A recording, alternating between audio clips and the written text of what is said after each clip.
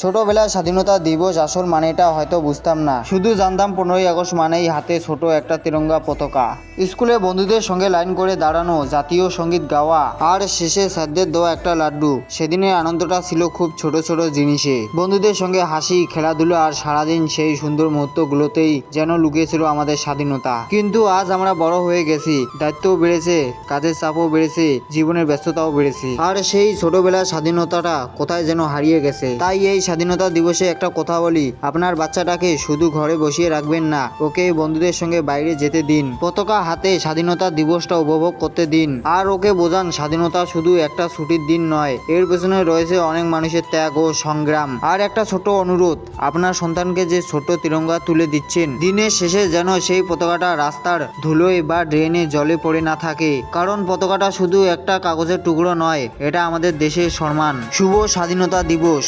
Joy Hind.